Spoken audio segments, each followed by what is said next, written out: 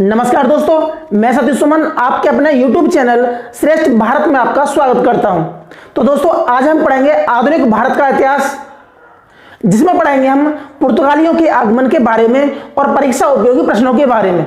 दोस्तों, हम जानते हैं कि भारत का यूरोप के साथ प्राचीन काल से व्यापारिक संबंध रहा है और यह संबंध केवल स्थल मार्ग से रहा है, जल मार्ग से नहीं रहा। भारत में विदेशी केवल दो मार्गों से प्रवेश कर सकते हैं, एक है स्थल मार्ग और दूसरा है जल मार्ग। ठीक है, तो दो मार्ग से, एक है स्थल मार्ग और एक है जल मार्ग।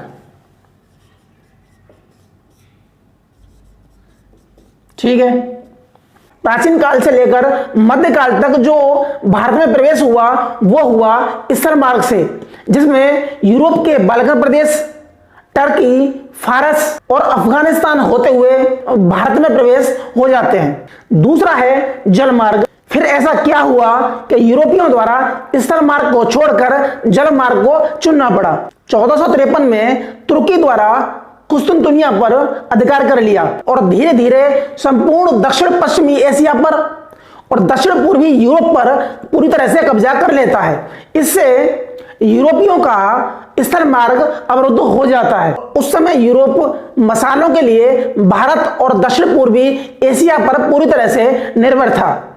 अब यूरोपीय व्यापार के लिए नए मार्ग खोजने में जुट जाते हैं। इसके लिए सबसे पहला प्रयास किया स्पेन के नाविक कोलंबस ने और भारत की खोज करने के लिए निकलता है, लेकिन रास्ता भटक जाता है और अमेरिका पहुंच जाता है। और इस तरह उसने 1492 में अमेरिका की खोज की। तो खोज किसने की? कोलंबस ने।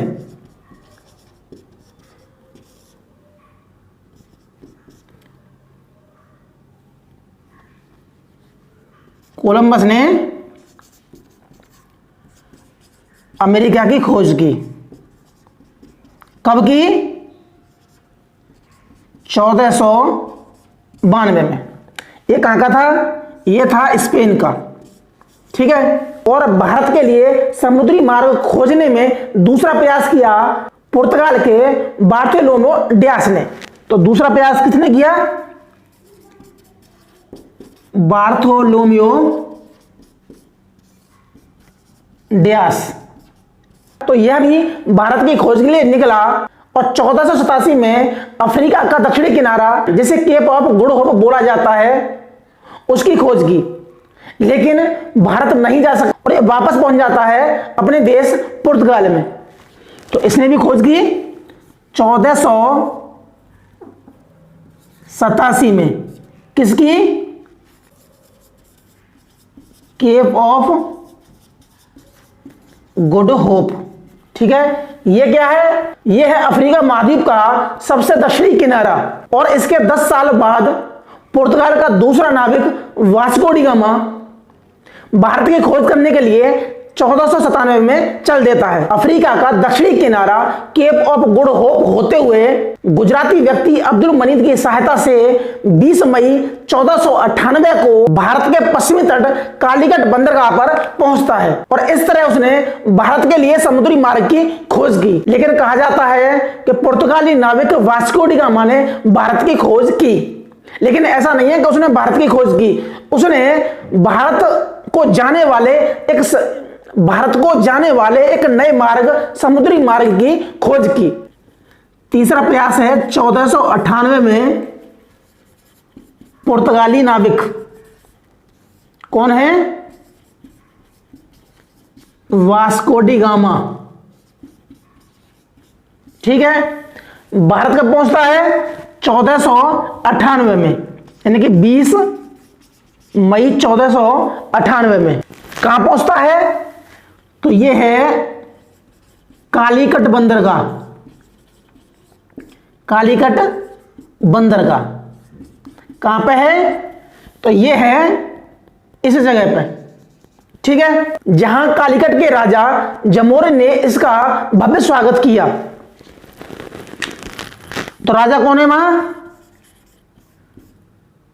जमोरिन। समुद्री मार्ग से भारत में प्रवेश करने वाला पहला आदमी कौन है? तो यह है वास्को डी गामा। और इसी के क्रम में यूरोपियों का आगमन शुरू हो जाता है। तो सबसे पहले आते हैं पुर्तगाली, फिर आते हैं डच, फिर आते हैं अंग्रेज, फिर आते हैं डेनिश, और फिर आते हैं लास्ट में फ्रांसीसी। तो आज हम बात करेंगे पुर्तगालियों की। तो यहां पर आकर वास्को डी गामा ने व्यापार के लिए कच्चा माल लिया और यूरोप में जाकर बेचा। तो उस व्यापार में वास्को डी गामा को जो लाभ हुआ वो हुआ उसकी लागत का 60 गुना। इसके बाद भारत में आने वाले यूरोपियों में प्रतिस्पर्धा हो जाती है भारत में आने के लिए। और इसके बाद भारत आने वाला दूसरा पुर्तगाली कौन है? तो है दूसरा पुर्तगाली भारत आया, वो कौन है? Pedro Alvarez Cabral. ये आया कब आया? ये आया 1500 में, सन 1500 में आया। दूसरा पुर्तगाली है जिसने भारत में प्रवेश किया। ठीक है, ये कौन था? 13 जहाजों का लीडर।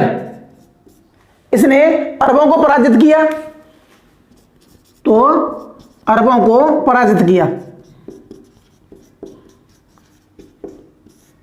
और अरबों को पराजित करने के बाद कालीकट और कोचीन के राजाओं के मध्य शत्रुता का लाभ उठाकर कोचीन में अपना पहला दुर्ग या पहला कारखाना स्थापित कर दिया। तो कोचीन कहां है? तो कोचीन है यहां। ठीक है, तो ये होता है 1503 में पहला कारखाना। ठीक है, पुर्तगालियों का पहला कारखाना कोचीन।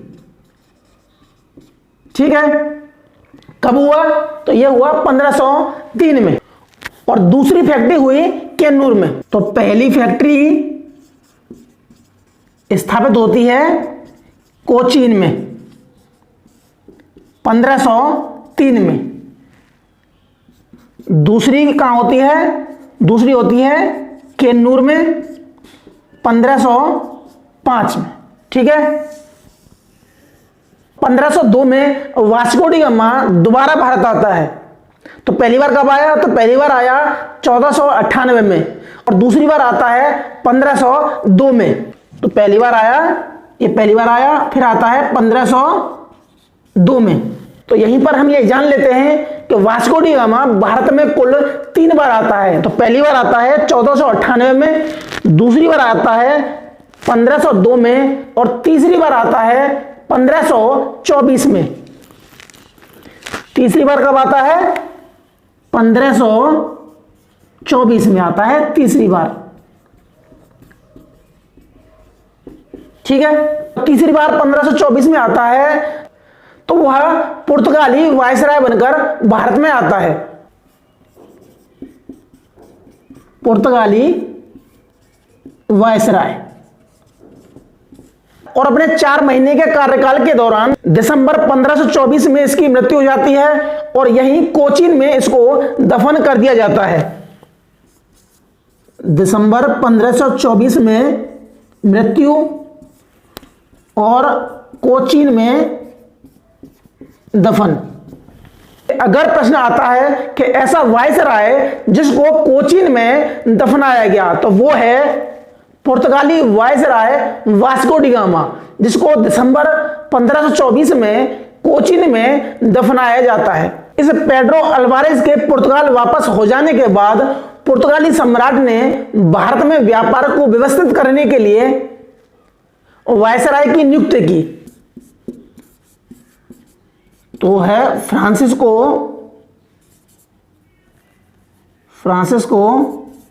De Almeida. ठीक है, ये कौन है? ये है प्रथम पुर्तगाली वायसराय। प्रथम पुर्तगाली वायसराय कब आया ये? तो ये रहा है 1505 से लेकर 1509 तक। ठीक है, तो 1505 में आता है और 1509 में वापस चला जाता है। इसने 1507 में मिस्र, तुर्की और गुजरात की संयुक्त सेना को पराजित किया। ठीक है,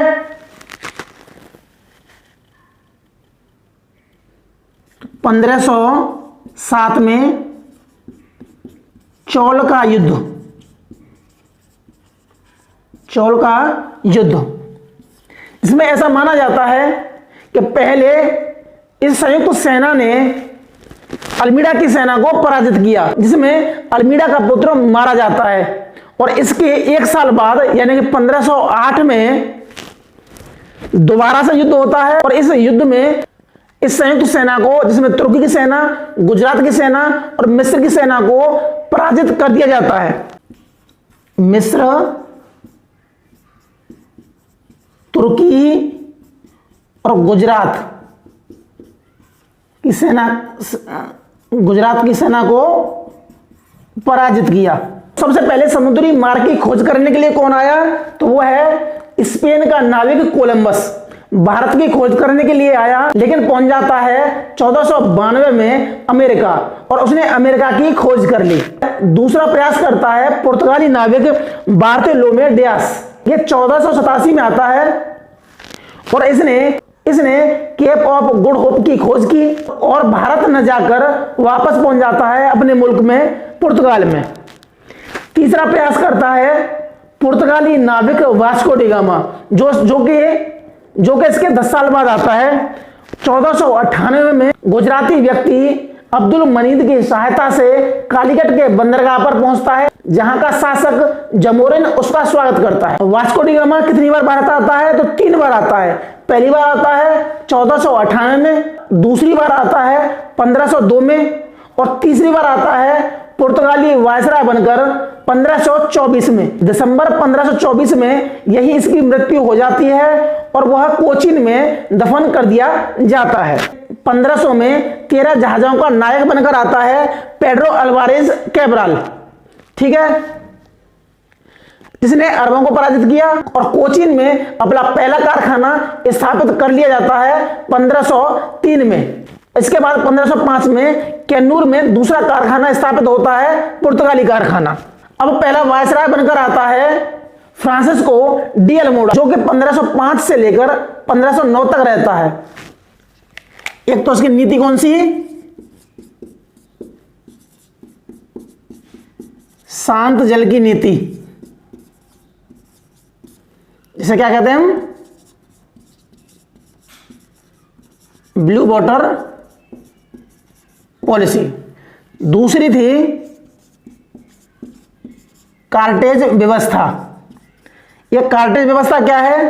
पुर्तगालियों के अलावा अन्य यूरोपीय देश अगर भारत में व्यापार करने के लिए आते हैं तो उनको सुरक्षा के लिए टैक्स देना पड़ेगा, उनको कर देना पड़ेगा, जिसे कहते हैं हम कार्टेज व्यवस्था। और वो भी होगा मसाले के व्यापार को छोड़कर, यानी कि मसाले के व्यापार पर पुर्तगालियों का पेटेंट हो गया, मसाले के व्यापार पर पुर्तगालियों का एकाधिकार स्थापित हो जाता है। अल्फांसो डी अल्बुकर्क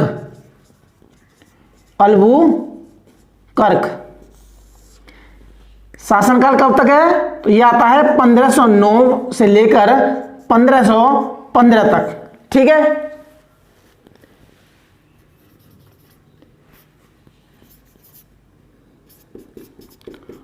पुर्तगाली शक्ति का या पुर्तगाली साम्राज्य का वास्तविक संस्थापक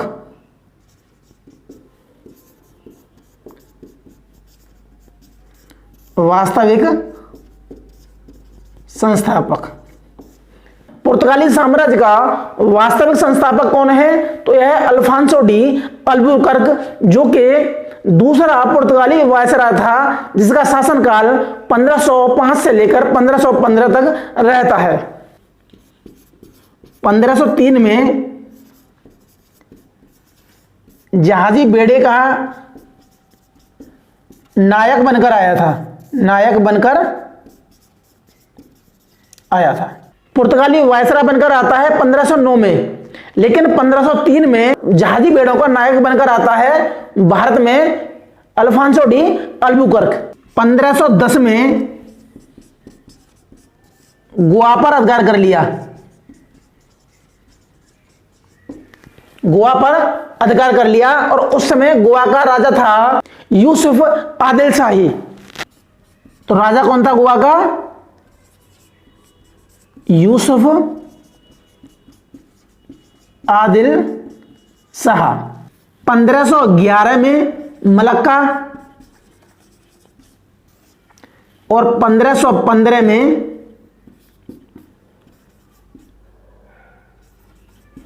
हॉर्मुज पर अधिकार। इसी के द्वारा एक और काम किया गया कि पुर्तगाली जनसंख्या को बढ़ाने के लिए अपने स्वदेशवासियों को यानी कि पुर्तगालियों को भारतीय महिलाओं से विवाह कराने के लिए प्रेरित किया। एक और प्रश्न है कि इसने अपने क्षेत्र में सती प्रथा को बंद करवा दिया और इस लिहाज से इसे राजा राममोहन राय का पूर्वगामी कहा जाता है।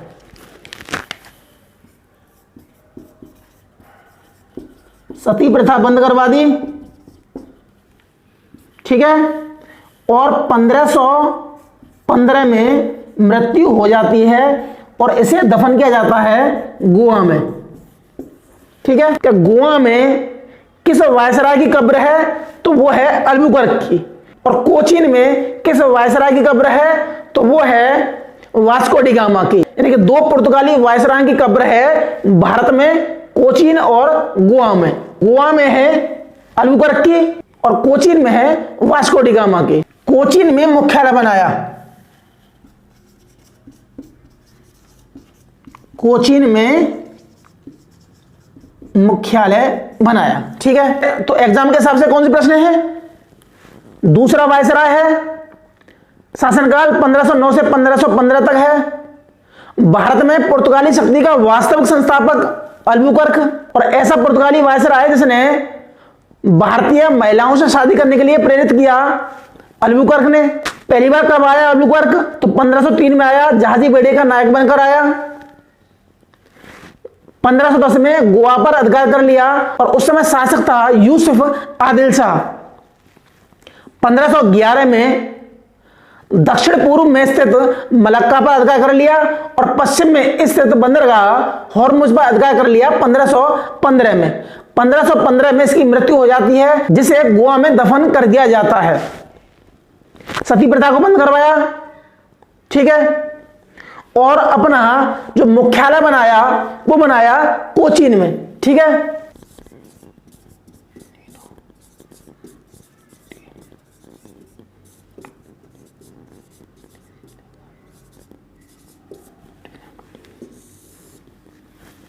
यह तीसरा महत्वपूर्ण वायसराय है नीनो डी कूना, जो कि 1529 से लेकर 1538 तक वायसराय रहता है।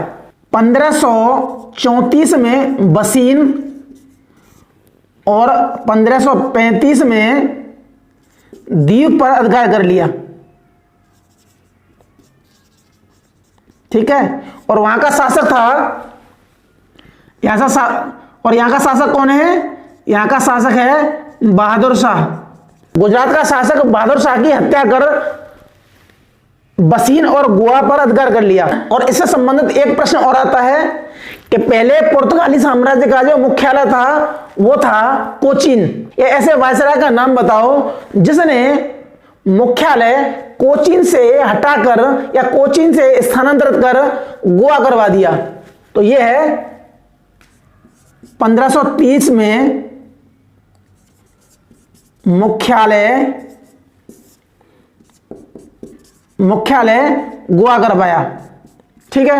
1530 से पहले मुख्यालय था कोचीन में, ठीक है, जो कि मुख्यालय बनाया अल्बुकर्क के द्वारा। लेकिन उस मुख्यालय को चेंज किया, अब मुख्यालय हो गया गोवा। किसके शासनकाल में? नीनो डी कूना के शासनकाल में 1530 में, ठीक है। सबसे पहले इनका उद्देश्य था अरब और वेनिस व्यापारियों के अस्तित्व को नष्ट करना, वेनिस के अस्तित्व को खत्म करना, ठीक है। दूसरा था ईसाई धर्म का प्रचार करना। भारत में आने का इनका एक कारण यह भी था कि यह अपने धर्म ईसाई धर्म का प्रचार करने के लिए भी आए थे। अब हम देखेंगे इनके पतन को। जैसे कि इनके भारत में आने का कारण था अरब और वेनिस व्यापारियों के अस्तित्व को खत्म करना, और ऐसे ही इनके पतन का एक कारण था इनकी धार्मिक नीति। तो यहां पर आकर ये ईसाई धर्म को स्थापित करने में जुट जाते हैं। दूसरा कारण यह था कि डच और इंग्लैंड वासियों का उदय। डचों ने आकर भी अपना कब्जा करने की कोशिश की और इन दोनों में युद्ध हुए जिसमें पराजय हुई पुर्तगालियों की, और डचों ने इनकी कंपनियों पर जगह जगह पर कब्जा कर लिया। तो सबसे पहले कब्जा होता है, तो सबसे पहले 1612 में सूरत पर कब्जा कर लिया डचों ने। सूरत पर कब्जा कब किया? 1612 में। 1641 में मलक्का पर कब्जा कर लिया डचों ने। 1658 में श्रीलंका पर भी कब्जा कर लिया।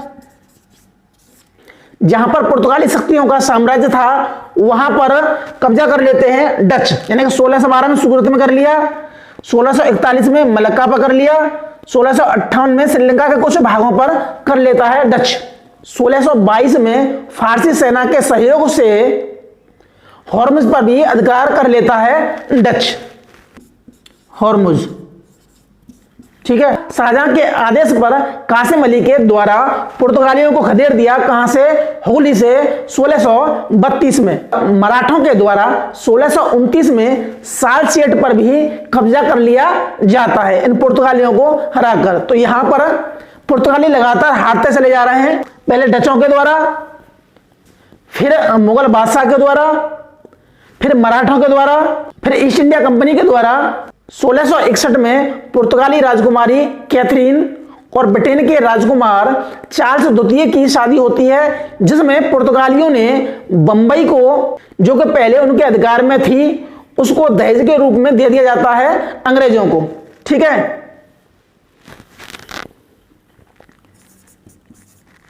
बंबई दे दी दहेज में, इसको ब्रिटेन के राजकुमार को, राजा को। तो इनका कब्जा रह जाता है गोवा पर, यहां दीव पर। ठीक है, कि ऐसी यूरोपीय शक्ति जो सबसे पहले भारत में आती है और सबसे बाद में भारत से जाती है, तो वो है पुर्तगाली। पहले कब आई है? 1498 में, और गई कब? 1961 में। ठीक है, 1498 से लेकर 1961 तक रहती है पुर्तगाली शक्ति। इन्होंने ईसाई धर्म का प्रचार किया। गोवा में सालचेट में पहले से स्थापित हिंदू मंदिरों को तोड़ा और उनके स्थान पर चर्चों की स्थापना कर दी गई। तो भारत में इनकी उपलब्धि क्या है? तो वो है प्रिंटिंग प्रेस की स्थापना करवाई इन्होंने। गौथिक नामक स्थापित शैली का चलन चलाया भारत में पुर्तगालियों के द्वारा। तो दोस्तों, आज पढ़ा हमने पुर्तगालियों के आगमन के बारे में। तो आज के लिए सिर्फ इतना ही, मिलते हैं हम अगली वीडियो में, तब तक के लिए नमस्कार।